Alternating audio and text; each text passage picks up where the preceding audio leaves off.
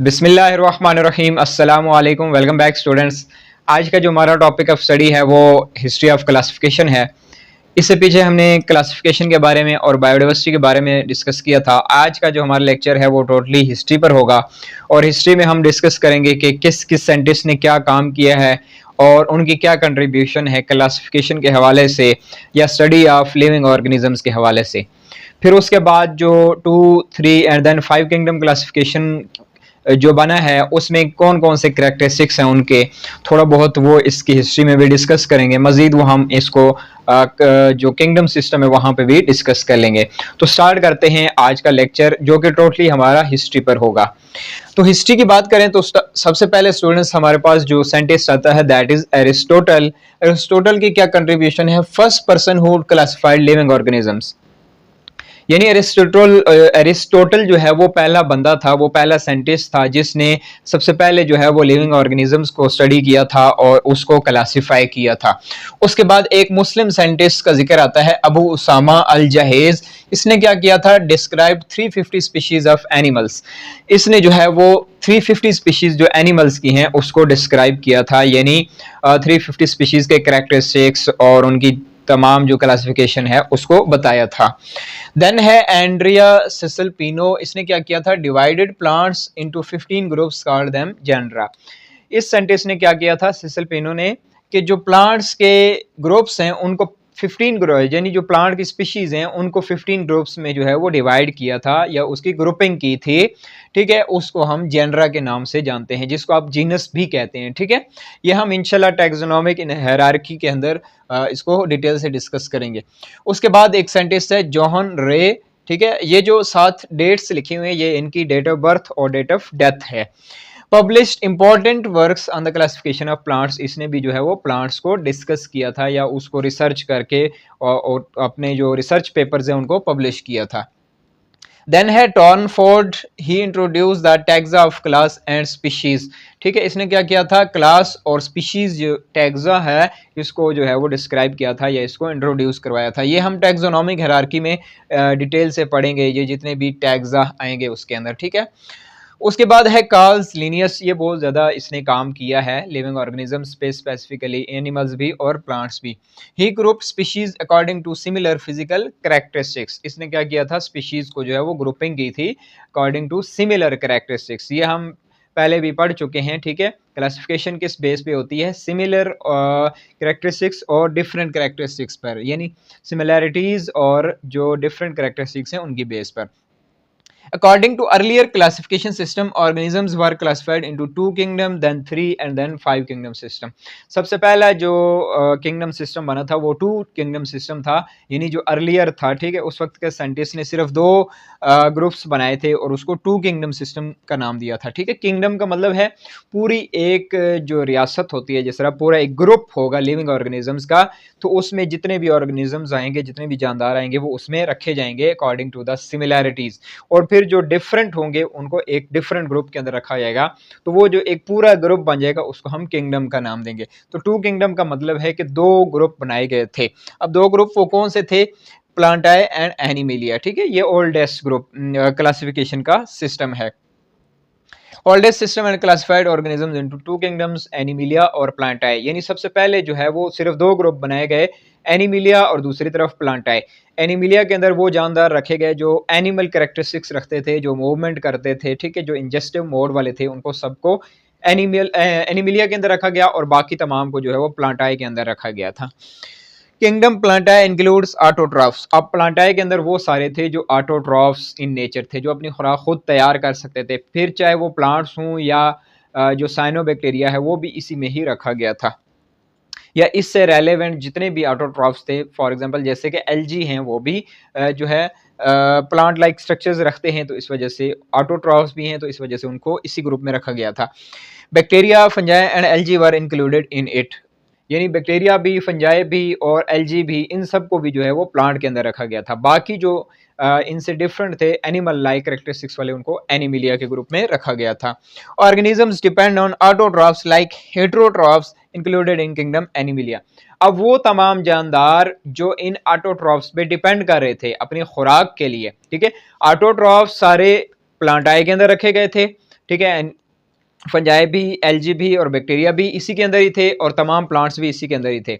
और जो हेटेरोट्रॉफ्स थे जो इन पे डिपेंड कर रहे थे उनको एक डिफरेंट ग्रुप के अंदर रखा गया जिसका नाम एनिमिलिया दिया गया। तो ये टू किंगडम क्लासिफिकेशन सिस्टम है जिसके अंदर दो ग्रुप बनाए गए थे।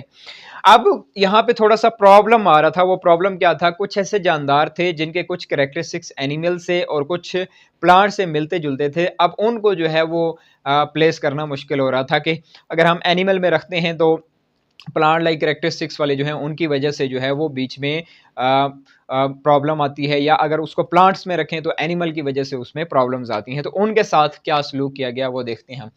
युगलिना युगलिना युगलिना एक जानदार है, ठीक है।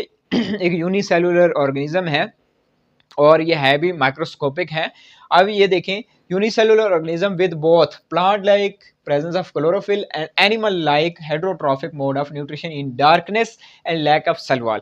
अब यूग्लिना जो है ये दोनों कैरेक्टरिस्टिक्स रखता था, प्लांट लाइक भी और एनिमल लाइक भी। प्लांट लाइक कैसे कि उसके अंदर क्लोरोफिल मौजूद था, यानी डे लाइट पे, सन लाइट पे वो अपनी खुराक खुद तैयार कर सकता था। ऑटोट्रॉफिक मोड ऑफ न्यूट्रिशन जो है वो उसके अंदर मौजूद था, लेकिन उसके अंदर हेटेरोट्रॉफिक भी था, यानी वो इंजेस्टिव मोड ऑफ न्यूट्रिशन भी रखता था। कब? जब उसके अंदर जब वो लाइट नहीं होती थी, जब डे लाइट नहीं होती थी, तो जाहिर सी बात है वो फोटोसिंथेसिस तो नहीं कर सकता था।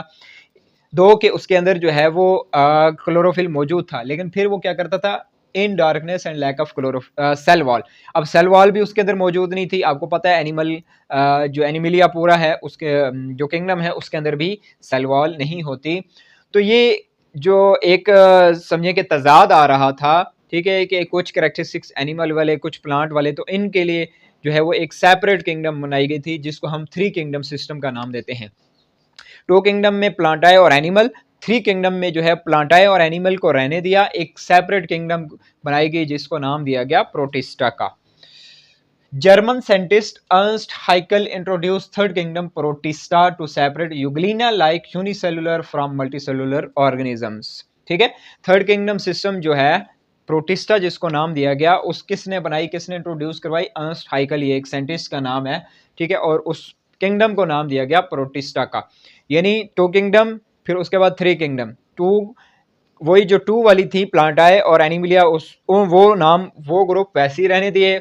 एक तीसरी किंगडम बनाई गई सेपरेट और उसके अंदर वो तमाम जानदार, वो तमाम लिविंग ऑर्गेनिज्म प्लेस कर दिए गए जो एनिमल और प्लांट लाइक कैरेक्टरिस्टिक्स रखते थे। ठीक है, अब जैसे कि उसमें यूग्लिना आता है, इस तरह जितने भी और ऑर्गेनिज्म ले लें जैसे कि डायनोफ्लैजिलेट्स हैं, ठीक है, एपीकॉम्प्लेक्सन्स हैं, तो ये तमाम जो है वो इसी के अंदर ही रखे गए थे। अब नेक्स्ट है फाइव किंगडम सिस्टम।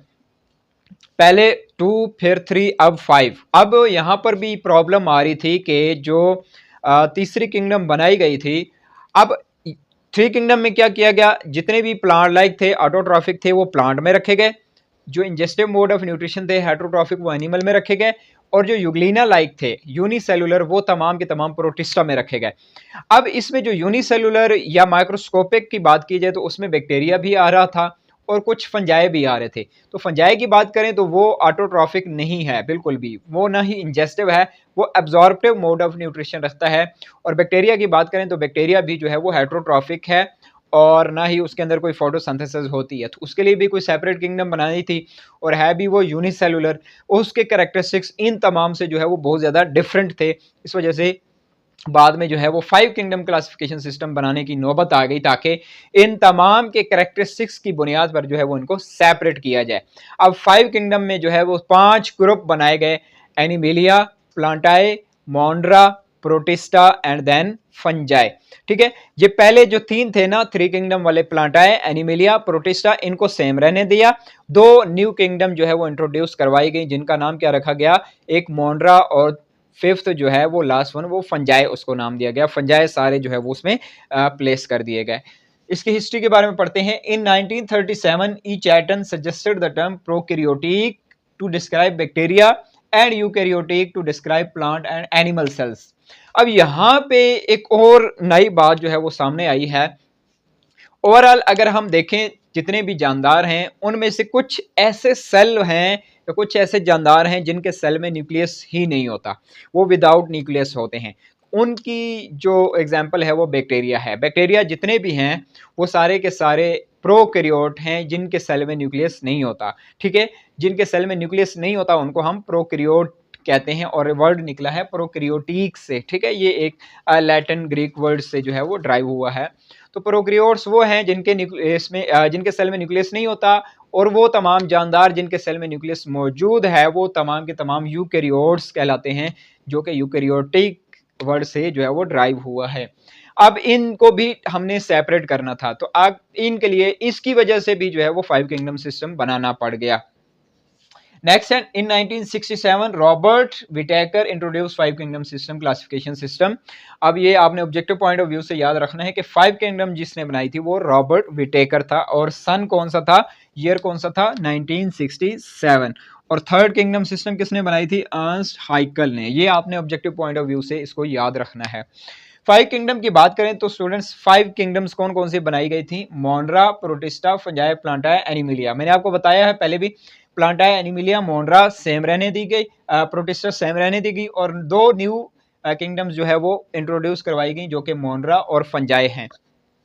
अब प्लांटाई के अंदर वो तमाम ऑटोट्रॉफ्स रखे गए जो अपनी खुराक खुद तैयार करते हैं। एनिमिलिया वाले आपको पता है इंजेस्टिव मोड ऑफ न्यूट्रिशन वाले हैं जो मूवमेंट भी कर सकते हैं। और प्रोटिस्टा में जो यूनिसेलुलर थे और हेटरोट्रॉफिक भी और ऑटोट्रॉफिक भी। और जो जितने बैक्टीरिया हैं वो मोनरा के अंदर रखे गए, और जो फंजाई थे उनको सेपरेट करके फंजाई किंगडम के अंदर जो है वो प्लेस कर दिया गया था। In 5 kingdom classification system bacteria and archaea. अब आर्ची क्या है, ये भी एक बैक्टीरिया की किस्म है, ठीक है। इसको हम 5 किंगडम में जो है वो डिटेल से डिस्कस करेंगे। Were combined in single kingdom Monera because they shared prokaryotic form of cell structure. अब मोनरा के अंदर जितने भी थे वो बैक्टीरिया थे या आर्ची थे, क्योंकि वो सारे के सारे प्रोकैरियोट्स थे जिनके सेल में न्यूक्लियस नहीं होता। तो बाकी जो है वो अपनी कैरेक्टरिस्टिक्स की बुनियाद पे हर एक किंगडम के अंदर उनको जो है वो प्लेस कर दिया गया था। प्रोकैरियोट्स और यूकैरियोट्स की मैंने आपको पहले भी डेफिनेशन बता दी है, ठीक है। प्रोकैरियोट्स कौन से हैं, वो जानदार जो अपने सेल में न्यूक्लियस नहीं रखते, लैक न्यूक्लियस। और यूकैरियोट्स वो होते हैं जो अपने सेल में न्यूक्लियस रखते हैं, ठीक है, वो यूकैरियोट्स कहलाते हैं। प्रोकैरियोट और यूकैरियोट पे एक सेपरेट लेक्चर जो है वो मैं इंशाल्लाह बना दूंगा, उसमें डिटेल से जो है वो आपको बताएंगे कि प्रोकैरियोट्स और यूकैरियोट्स में क्या डिफरेंस होता है। तो स्टूडेंट्स ये था हमारा आज का लेक्चर हिस्ट्री ऑफ क्लासिफिकेशन पे। इंशाल्लाह नेक्स्ट लेक्चर के अंदर हम जो 5 किंगडम सिस्टम है या जो डोमेन सिस्टम है उसको हम जो है वो डिस्कस करेंगे। अगर आपको कोई क्वेश्चन हुआ तो आप कमेंट सेक्शन में पूछ सकते हैं। होपफुली आपको क्लियर हो गया होगा। थैंक यू, अल्लाह हाफिज़।